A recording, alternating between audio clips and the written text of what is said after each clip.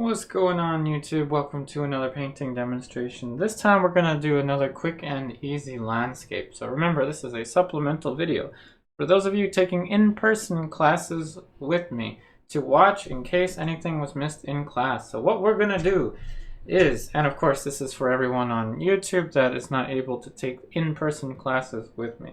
So what we're going to do is we're going to work really efficiently, and we're going to create a landscape painting in a very short amount of time. This is going to utilize palette knife as well as very, very thick amounts of paint. So what I'm doing is I'm throwing in a sky, and actually what I'm doing is I'm recreating a painting that I did years ago. You can actually see it hanging on the side over there. That's part of the painting.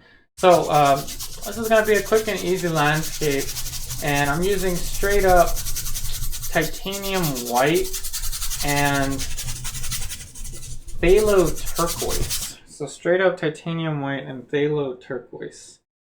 So for you to see what I'm actually doing here, I'm going to have to adjust this. There you go. And odorless mineral spirits with a pretty heavy application of paint, as you can see here. Lots of odorless mineral spirits, and phthalo turquoise has a little bit of yellow in it because it is a turquoise, so that actually kind of helps out and gives us the effect that we want. So you get to choose how much of the sky that you want, and leave some dark areas so that you have kind of like a glimpse of clouds. Very quickly you're going to have like sort of like cloud looking things there. And next what you're going to do is you're going to take a palette knife, and let's see, there's my palette knife, and you're going to mix ultramarine blue with viridian and a tiny bit of white, not a lot, but a tiny bit of white. And now what we're going to do is we're going to paint atmospheric perspective. So I'm going in with the palette knife and I'm drawing the edges of the mountainscape. Nice little edges of the mountainscape. And this is similar to the Bob Ross kind of method of creating a portrait, or not a portrait, but well, in theory everything is a portrait, right? It's a portrait of a landscape. But we're gonna do things a little differently than Bob Ross does, actually a lot differently, in the sense that I'm going to talk to you about atmospheric perspective. So now I'm using the same stuff, ultramarine blue, phthalo turquoise, and a tad bit of viridian, and I'm going all around, and I'm leaving some of the white, and I'm creating the mountain, the edges of the mountain. And you want these mountains to not be too pointy. You don't want it to be crazy pointy.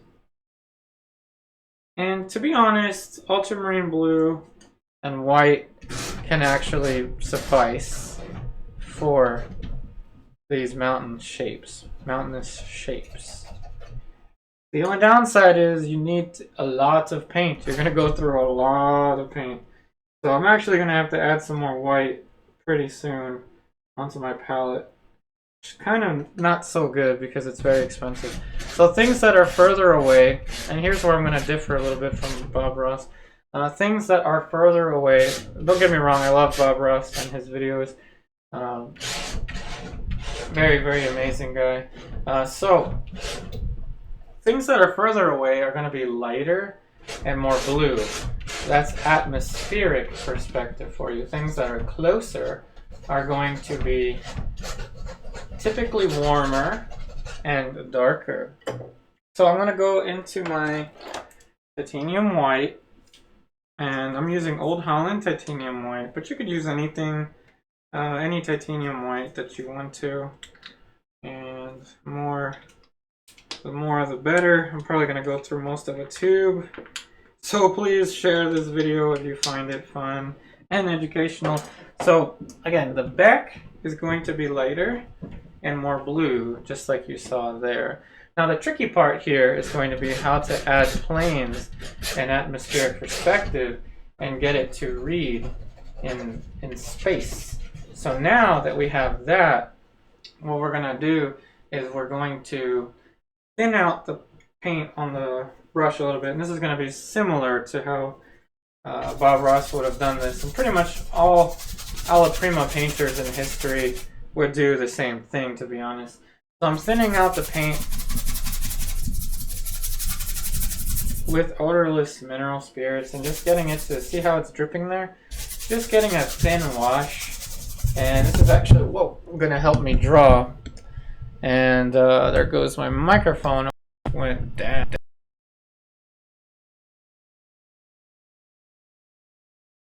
Alright, so the microphone is back. Almost lost it for a second there. So, what I'm going to do is use this to draw.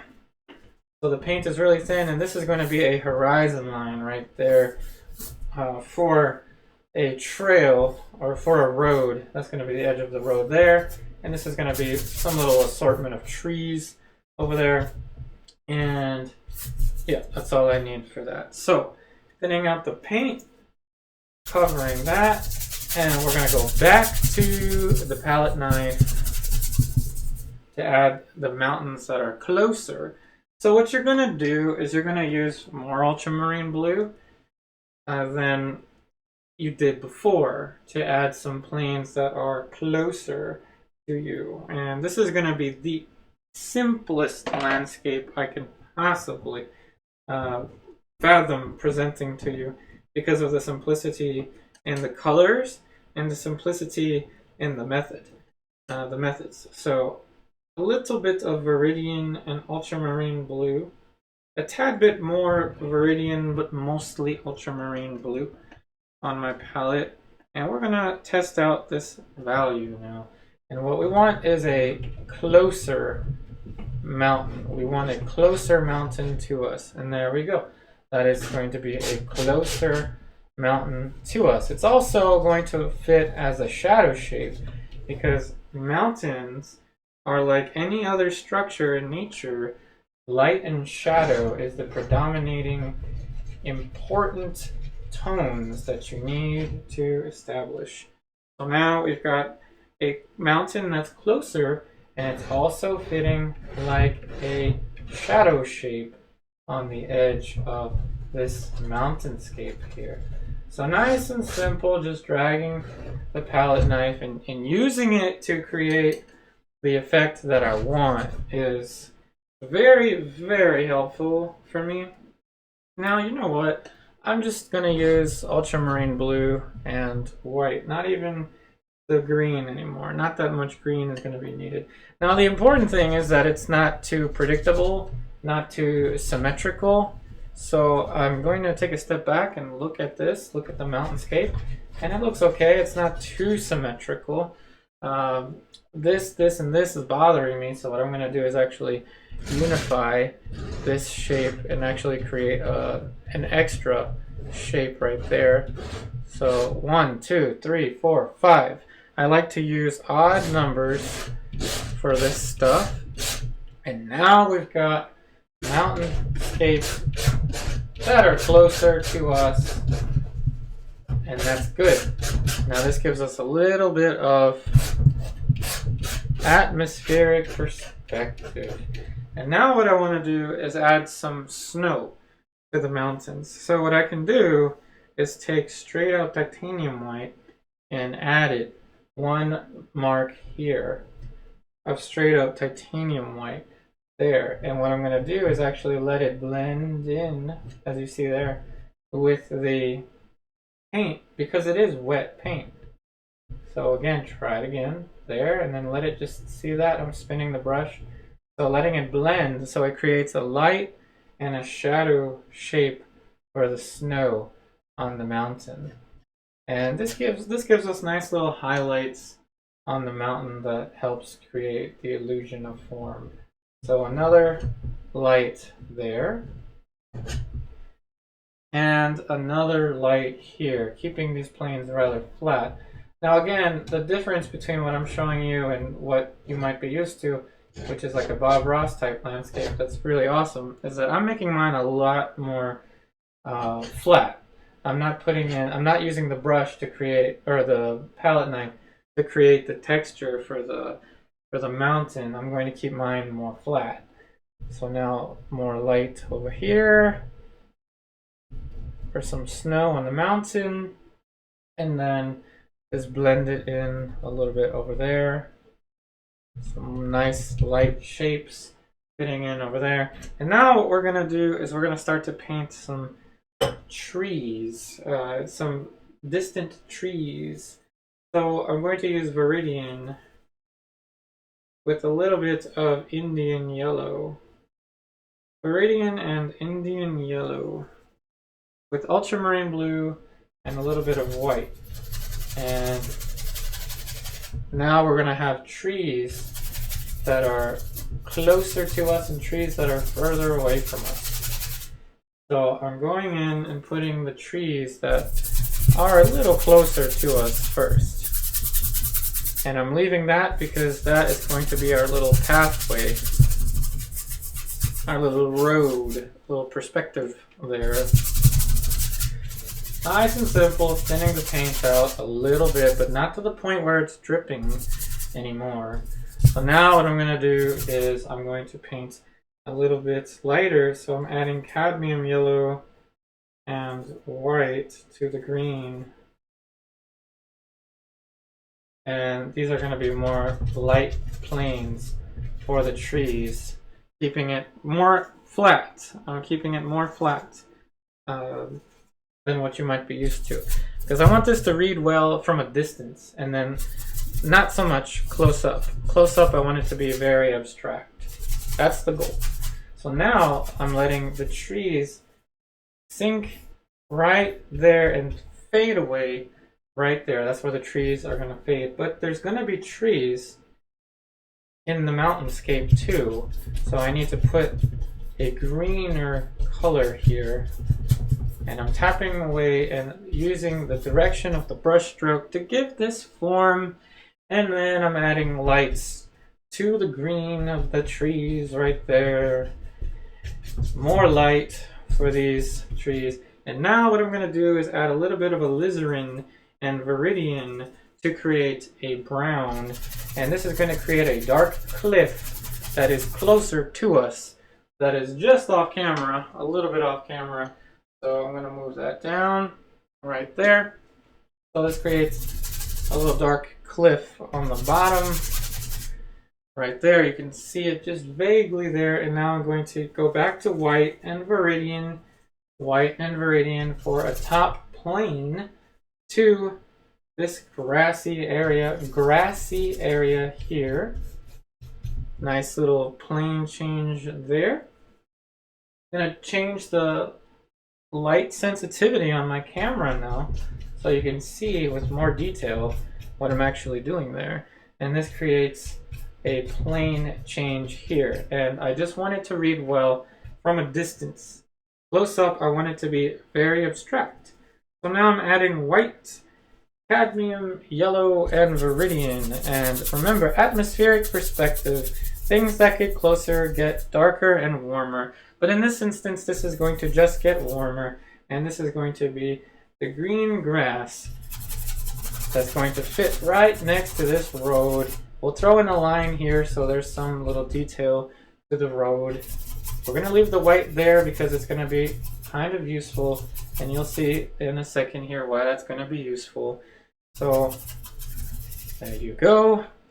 That gives us the little pathway there, and I'm going to darken this shape a little more to give it more believability that something is receding, fading into the distance. Darken that area there with ultramarine blue, just so that pushes back a little bit further. No need to delineate any of the little tree branches or anything like that.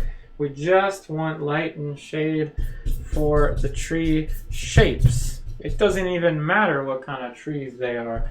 All that matters is that there's planes there. Like I said, this is going to be the simplest type of landscape that I can fathom presenting to you. But in the future, maybe I'll come up with something even simpler than this. We will see. We will see. So now I'm going to change up this shape a little bit, give a little definition to some of the individual trees there, and just light and shadow. Remember, light and shadow are the most important values for you to have in your landscape painting.